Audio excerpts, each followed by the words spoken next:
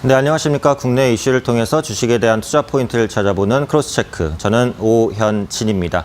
오늘도 준비된 세 가지 기사 내용 보도록 하겠습니다. 첫 번째는 한국경제 기사입니다. 어제 이제 금통위가 있었는데요. 예상대로 이제 금리를 내렸습니다. 금리를 내린 이후에 이주열 총재가 굉장히 비둘기적인 발언을 했거든요. 그래서 발언의 내용, 그리고 앞으로의 금리 전망, 그리고 그것이 미치는 영향까지 복합적으로 살펴보도록 하겠습니다. 두 번째 이데일리 기사입니다. 경기 먹구름에 이제 실탄을 확보하는 기업이 많아진다. 주식을 팔아서 현금을 쥐는 회사들이 많아지고 있는데 그 보유한 현금을 투자에 활용하거나 하지 않고 그대로 가지고 있다라는 내용입니다. 경기가 안 좋기 때문에 불확실성에 대비하는 기업의 모습들 살펴보도록 하겠습니다. 마지막 또 이데일리 기사입니다. 보험업계 M&A 큰 장 선다라는 기사인데요. 최근에 보험업계 매물이 상당히 좀 많이 나오고 있는데 그 매각 흥행이 어느 정도 이어질지 혹은 그렇지 않을지에 대해서 다룬 내용까지 살펴보도록 하겠고요. 기사 본문으로 보도록 하겠습니다. 어제 한국은행이 예상대로 기준금리를 0.25%포인트 내렸습니다. 그래서 그만큼 경기 상황이 좀 좋지 않다라는 것을 의미한다라고 보시면 될 것 같은데요. 기준금리는 이제 1.25%로 인하가 됐습니다. 그래서 2년 만에 또 최저 수준으로 인하가 된 것이다라고 보시면 되겠죠. 그래서 소비자 물가 상승률이 계속해서 이제 역성장을 보여주는 부분, 그리고 주요 기관의 한국 경제 성장률 전망치, LG경제연구원이 굉장히 보수적으로 봤습니다. 그래서 내년 성장률을 1.8%까지 예상을 했기 때문에 그에 따른 영향이 미쳤다라고 보시면 될 것 같아요. 그래서 전반적으로 이제 저성장과 저물가로 디플레이션에 대한 우려가 굉장히 커진 상황으로 이제 판단이 됩니다. 그래서 금리도 3개월 만에 인하할 수밖에 없었던 상황이 됐다고 보시면 되겠고, 일부 이런 질문이 있었어요. 이주열 총재에게 글로벌 리스크가 완화되고 있는데 너무 빨리 금리를 내리는 것이 아니냐, 이런 질문이 있었는데 이주열 총재는 아직은 미중 무역 분쟁 여건이라든지 경제 지표가 회복되는 모습들이 보여지지 않고 있다라고 발언을 했습니다. 실제로 미국과 중국이 이제 스몰 딜, 미니 딜에 이제 합의를 이뤘지만 이제 현재 시점에서는 아무래도 이제 추가적인 그 무역 분쟁 본질적인 그 부분으로 접근하기에는 협의가 이루어지지 않았기 때문에 이 부분에 대한 불확실성은 남아 있다. 그래서 리스크는 여전하다라는 관점에서 금리 인하를 결정할 수밖에 없었다라는 부분이죠. 조금 더 이제 중요한 내용을 보자면은 이제 앞으로의 금리 전망이다라고 보시면 되겠습니다. 이번에 역대 최대 금리를 경신했음에도 불구하고 이주열 총재는 통화정책 여력이 여전히 남아 있다라고 밝혔습니다. 역대 최대 금리를 조금 더 갱신할 수 있는 가능성도 열어뒀다라는 부분이죠. 하지만 금리 인하 속도에는 조금 이제 조절되는 모습이 나오지 않을까라고 판단을 하고 있는데요. 전체적으로 봤을 때 이제 2명의 금통위원이 금리 동결에서 소수 의견을 냈습니다. 그래서 금통위 내에서도 약간의 그 이견이 있었다라는 부분을 생각해 보시면 될 것 같아요. 그래서 그런 부분들이 추가 금리 인하에 대한 속도를 조절할 가능성이 높다라는 부분이고요. 조금 더 중요한 내용은 이제 내년 4월에 금통위원 4명이 동시에 교체가 된다라는 부분입니다. 금통위원이 이제 바뀔 때는 아무래도 이제 경제 정책을 빠르게 바꾸기보다는 그간의 상황을 조금 더 주목할 가능성이 높다라고 보셔야 될 것 같죠. 그래서 그런 부분들로 인해서 추가적인 금리 인하 시점은 생각보다 많이 이연될 수 있다라고 보시는 게 맞을 것 같습니다. 다만 중요한 것은 이제 어제장에 금리가 시장의 예상대로 인하가 되었다는 부분, 그리고 이주열 총재가 비둘기적인 발언으로 추가 금리 인하 가능성을 열어뒀다는 부분이라고 생각을 합니다. 그래서 어제 이제 금리 인하의 대표적인 피해주인 은행주는 약세, 증권주를 강세를 보였는데 앞으로 그런 흐름이 조금 더 이어질 수 있는 가능성이 있다라는 부분 염두에 두시면 좋을 것 같습니다. 두 번째 기사 보도록 하겠습니다. 이데일리 18면 증권면 기사인데요. 경기 옆구름에 이제 실탄을 확보해서 주식을 팔아서 현금을 확보하는 기업이 많아지고 있다라는 기사 내용입니다.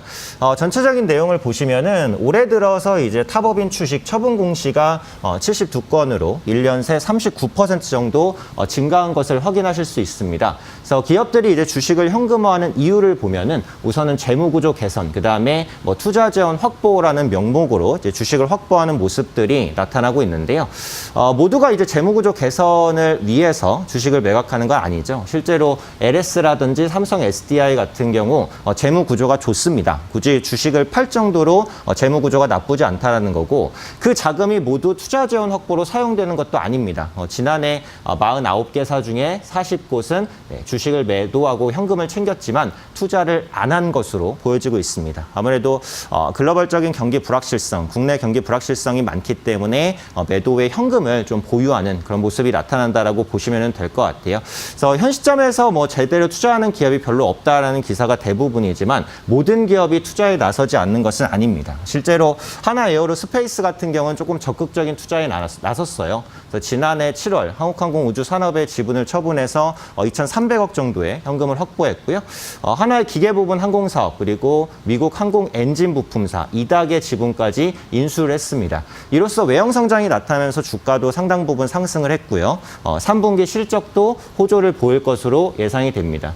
현재 국내 기업의 이제 3분기 실적 전망치는 전반적으로 좋지가 않습니다. 그래서 전년 동기 대비해서 영업이익이 한 30% 정도 감소할 것으로 보이는데 그럼에도 불구하고 실제로 실적 개선 기대감이 높아진다라는 부분 긍정적인 요인으로 체크해 보실 수 있을 것 같고요. 다만 이제 아직까지는 경기 여건이 좀 좋지는 않기 때문에 기업들이 적극적인 투자에 나서기는 어렵다라는 것이 중론입니다. M&A라는 건 역시도 낙관적인 경제 전망을 토대로 이루어지기 때문에 이 기업들이 경기에 대한 전망을 좋게 해야 투자가 이루어진다라는 부분이고 조금 더 중요한 것은 이제 기업이 디플레이션에 대한 우려감을 좀 크게 가지고 있다라는 부분이라고 보시면 될 것 같아요. 보통 디플레이션이 있게 되면 이제 물가 지표가 하락을 하게 되고 현금에 대한 가치가 올라갑니다. 그러다 보니까 현금을 보유하고 싶은 의지가 커지겠죠. 이런 디플레이션에 대한 우려감이 일단은 지워져야 기업들이 적극적인 투자에 나설 것이다 라고 판단하고 있습니다. 다만 이제 이렇게 한화 에어로스페이스처럼 어려운 여건에서도 투자를 하는 기업들은 있어요. 그에 따른 성과를 낸다면 주가는 분명히 화답할 것입니다. 얼마 전에 현대차 그룹이 이제 미래차 부분에 적극적인 투자를 한다라는 것에 대한 기사를 한번 언급해드린 적이 있는데 이렇게 어려운 여건에서도 투자를 하는 기업이 시장에서는 조금 더 주목받을 수 있다는 부분까지 체크를 해보시면 좋을 것 같습니다. 마지막 기사 내용 보겠습니다. 보험업계에 이제 M&A 큰 장이 선다라는 내용인데요. 지금 보험사의 매물들이 시장에 굉장히 좀 많이 나오고 있어요. 그런데 그런 매물들이 잘 소화될 수 있을지에 대해서 의문은 좀 존재하는 상황이다라는 기사 내용입니다. 전체적인 내용을 보시면요. 지금 시장에 보험사의 매물이 굉장히 많이 나왔습니다. KDB생명에 이어서 그 덕케이 손해보험도 매물로 등장을 했고요. 그다음에 동양, AB생명도 매각설이 꾸준하게 제기되는 모습 나타나고 있습니다. 내년까지 한 4곳, 5곳 정도는 이제 추가적으로 매물이 더 나올 것으로 현재 판단을 하고 있는 상황이고요. 이렇게 보험업체의 매물이 많이 나온다는 것은 보험산업의 성장성이 좋지 않기 때문이죠. 그래서 내년에 보험산업의 성장률은 0%를 기록할 것으로 보여지고 있습니다. 보험산업의 여건이 좋지 않은 이유 여러 가지를 들 수가 있을 것 같은데 그러니까 첫 번째로는 금리 인하를 들 수 있을 것 같아요.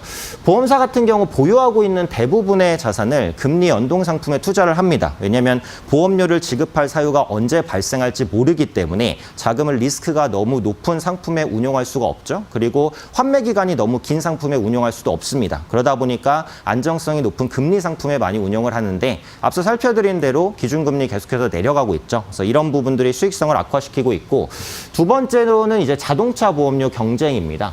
보험사의 주요 수익원 중에 하나가 자동차 보험입니다. 필수 보험이고 가격이 높기 때문이죠. 하지만 자동차 보험이 필수적인 보험인 만큼 경쟁도 심합니다. 특히 온라인으로 보험을 가입하시는 분들이 많아지면서 자동차 보험 가격 경쟁이 심해졌고 이런 부분들이 보험사의 수익성을 악화시켰다라고 보시면 될 것 같습니다. 추가적으로 그 IFRS 17이 도입되는 부분도 이제 부담으로 작용할 수 있다라는 부분인데요. IFRS는 이제 국제 새로운 회계 기준을 의미를 합니다. 그러니까 그에 따라서 RBC 비율, 그러니까 지급 여력 비율을 높일 수밖에 없다라는 부분이죠. 이 RBC 비율이라는 것은 그 수취한 이제 보험료를 얼마나 보험급 지급으로 줄 수 있느냐, 그러니까 보험료를 잘 지급할 수 있느냐에 대한 여력을 확인하는 것이다라고 보시면 될 것 같은데 실제로 이제 150% 이상의 그 RBC 비율을 갖추기를 요구를 합니다. 그런데 MG 손보 같은 경우에는 지금 150%가 안 되죠. 보험금을 지급하지 못할 수 있는 리스크가 현재 시점에서 내재돼 있다라고 보고 있고요.